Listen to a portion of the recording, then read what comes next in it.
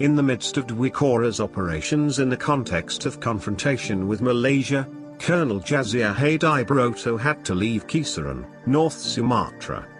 At that time, Jazir and his troops were stationed there in the context of a landing operation to Malaysia.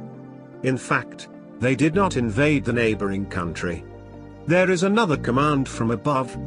Jazir and his troops have to go to Jakarta. They also went on a boat. After the ship arrived at Tanjung Priok port, Jakarta, Jazir then headed for Gambra. He visited an office opposite Gambra station, which was none other than the headquarters of the Army's Strategic Reserves Command, Kostrad. Jazir arrived at 15.00 on the 13th of October 1965. He was about to report to the person who sent him a telegram asking him to take the 4th Infantry Brigade, Brigade 4, Diponegoro he led to Central Java. That person was none other than the Kostrad commander. When Jazir came to report, the Kostrad commander was lying on the veld bed wearing a t-shirt. To Jazir, the commander asked, "Where were you when the Madiun incident occurred?" Jazir remembers what he did in 1948. He was not in a group opposite the Hatta government and the Siliwangi commander Colonel Abdul Haris Nasution. "Ready, General. When I had just received the order to move from West Java, my company was assigned to face the Communist battalion in Wonosobo," Jazir replied, as he told Compass, the 5th of October 1980, and quoted by Julius Poor in the September 30th movement, Actors, Heroes and Adventurers, 2010, 33. Suharto then gave a statement, "Well, who are currently rebelling? The PKI children in Madiun. Take care of them. Aidit is roaming in Central Java. Take your troops there. Finish."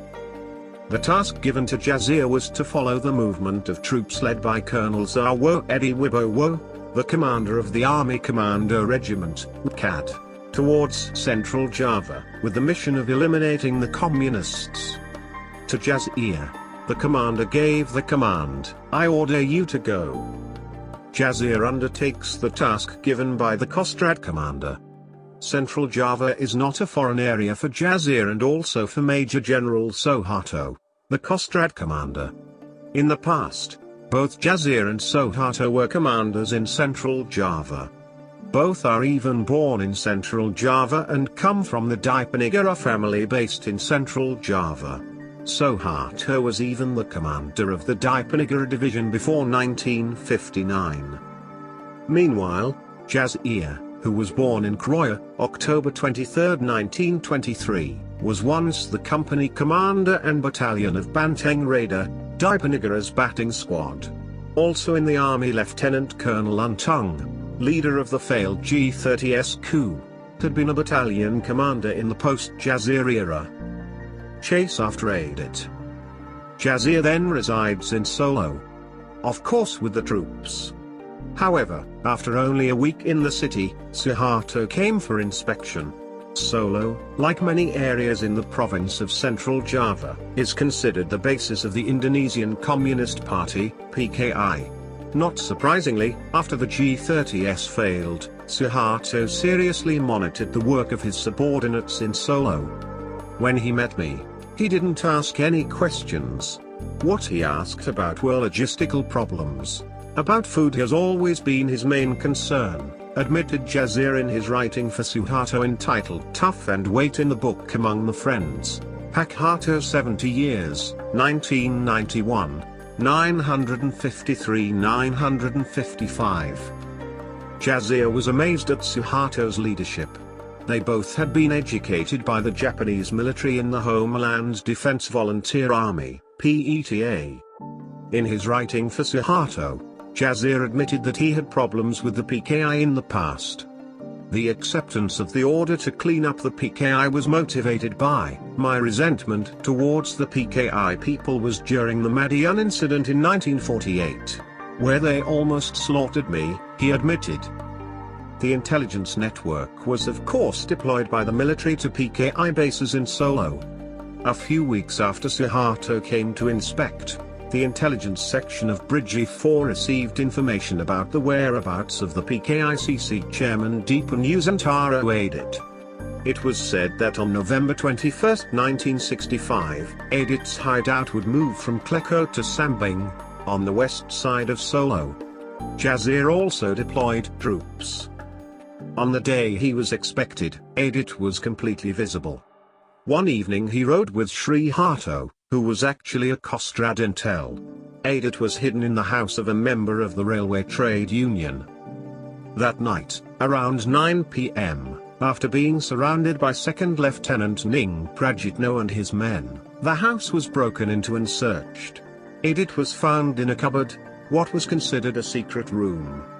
He was then led to the Bridge 4 headquarters at Lojigandrung. To Jazir, Aidit asked to be taken to President Sukarno. Jazir considered the request difficult.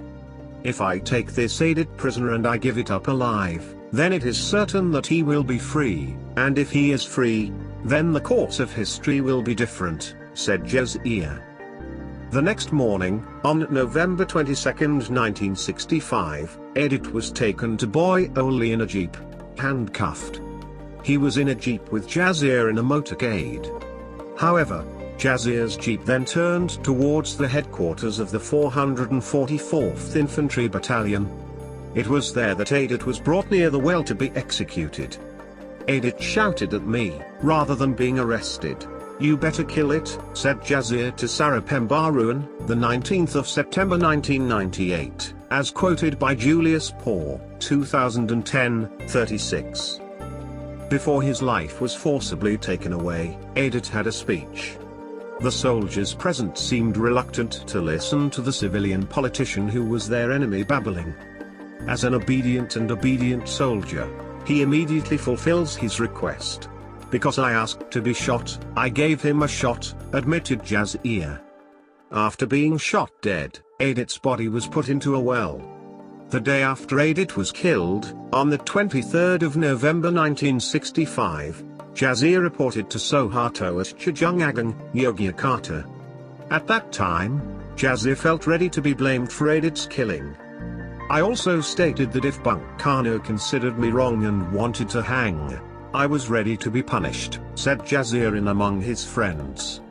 Suharto did not question what Jazir was doing. Suharto instead said, "No. I will be responsible for it."